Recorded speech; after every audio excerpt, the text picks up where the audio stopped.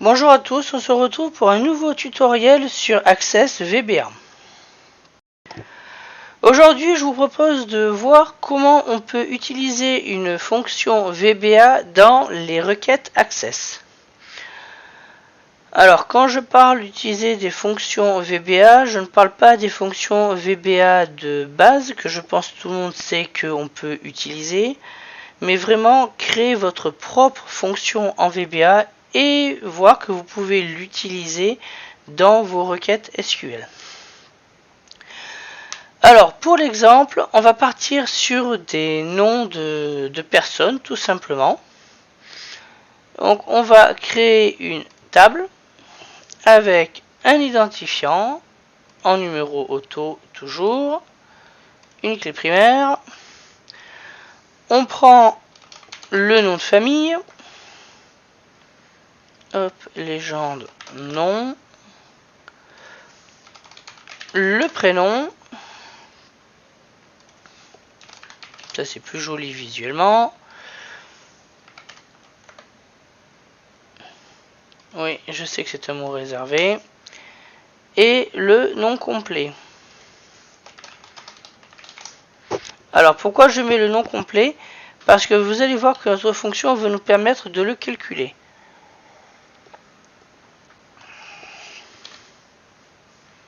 On va laisser table 1, ça ira très bien. Et on va mettre un nom, par exemple, si j'arrive à l'écrire. Ne me demandez pas pourquoi, mais c'est ce qui m'est venu à l'esprit. On va en prendre un deuxième. Je sais pas, j'ai rien fait qui me vient à l'esprit.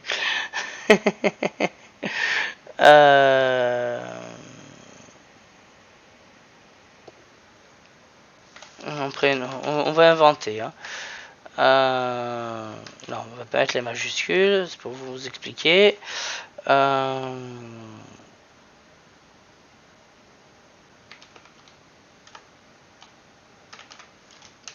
allez, ça ira très bien. Donc ici, on a nos données. On a le nom, le prénom et le nom complet qui sera calculé.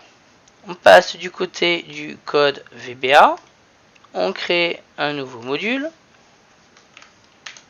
Un option explicite pour obliger à bien créer nos objets. Et donc notre fonction, on va l'appeler complete name par exemple, avec un last name qui est une chaîne de caractères, le prénom qui est une chaîne de caractères, et le tout que l'on renvoie c'est une chaîne de caractères. Alors déjà on va commencer par mettre le nom complet. Donc complete name, on prend le first name, donc le prénom,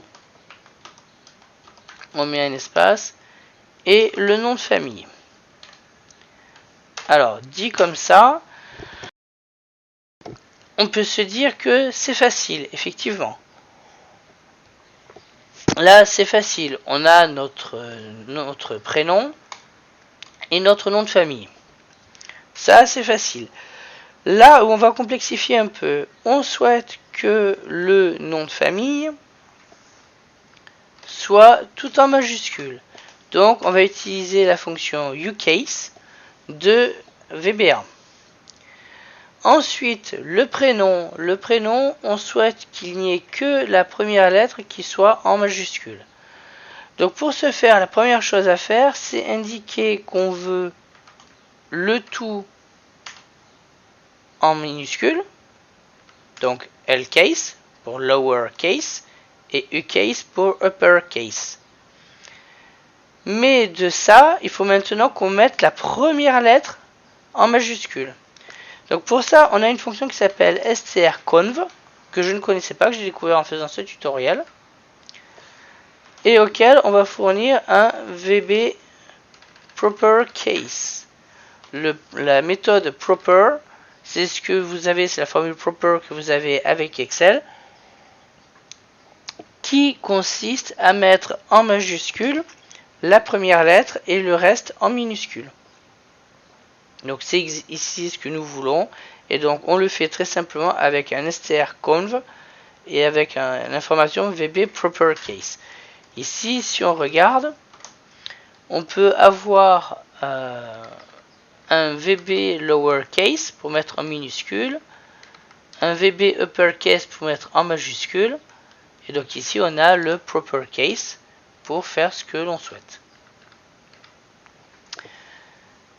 Alors maintenant, on va s'en servir pour pouvoir changer l'information. Donc, si on revient ici dans notre base de données, on va dans créer, création de requête. On passe sur requête de mise à jour. On fait glisser notre table. On lui indique qu'on veut mettre à jour le name. Et par quoi est-ce qu'on veut le mettre à jour? Eh bien, tout simplement, on va utiliser la fonction complete name et on va lui fournir les informations qu'il demande. Donc, ici le last name, donc le champ last name et le champ first name.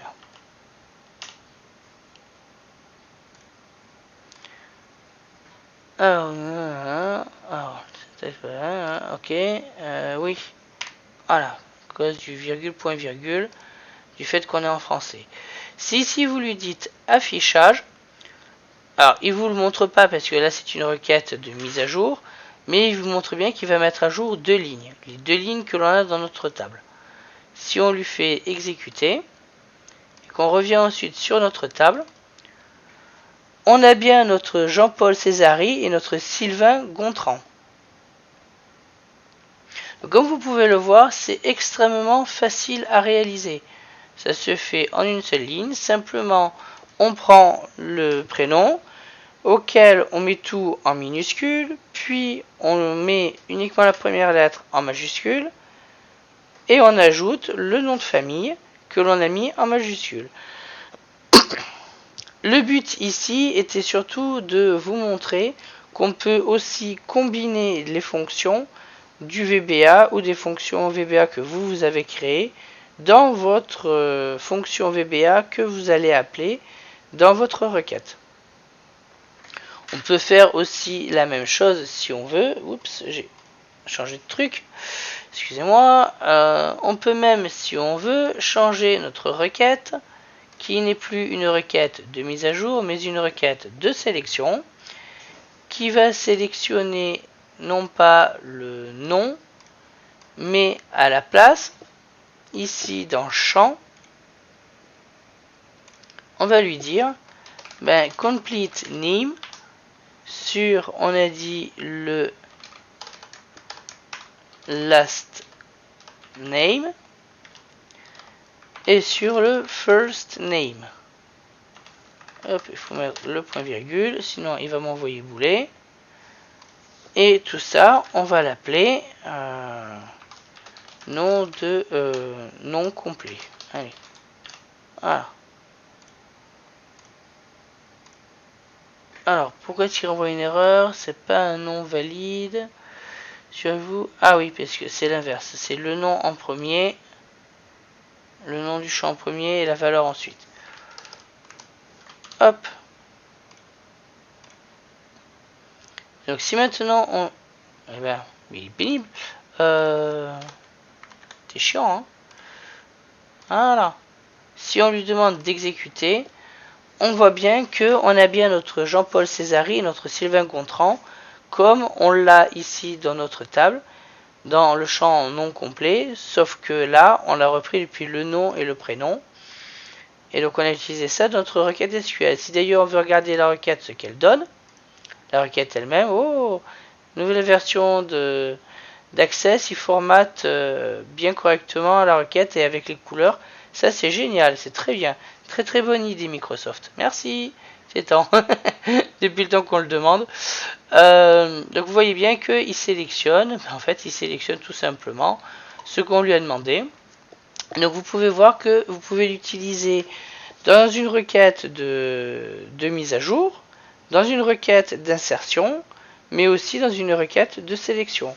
Donc vous pouvez l'utiliser comme champ, vous pouvez l'utiliser comme valeur de mise à jour, comme valeur pour le champ que vous insérez. Donc c'est une grande force d'Access à ce niveau-là, c'est que vous pouvez utiliser les fonctions VBA à peu près comme vous voulez dans vos requêtes SQL, à peu près à tous les endroits. Et donc ça permet de pouvoir faire des traitements qui peuvent être particulièrement lourds, très simplement sans avoir besoin de faire 10 requêtes derrière. Vous pouvez même avoir des cas, moi j'ai eu au boulot un cas justement, où j'avais besoin de faire un traitement par rapport à 2 tables différentes, mais pour ressortir une liste de données conjointes. Et donc ça en fait je ne pouvais pas le faire simplement parce qu'il y a tout un traitement qu'il y avait à réaliser que je ne pouvais pas faire avec des requêtes SQL, même en prenant plusieurs requêtes SQL différentes et en les imbriquant. Du coup, ce que j'ai fait, c'est que j'ai fait un code VBA qui fait le traitement nécessaire, tout le traitement des données nécessaires, puis qui enregistre dans une table temporaire le résultat pour l'afficher ensuite dans le formulaire. Voilà, bon ça c'est une requête de contrôle que j'ai dû faire au travail, mais ça vous donne un exemple des différentes possibilités d'utiliser des fonctions VBA que vous codez dans vos requêtes SQL. Et ça peut vraiment vous changer la vie, mais alors énormément, pour éviter justement de faire de nombreuses requêtes derrière, et des fois pouvoir faire un traitement lourd que des requêtes de toute façon ne permettraient pas de réaliser. Voilà, j'espère que ce petit tutoriel vous aura plu, et puis moi je vous dis à la prochaine.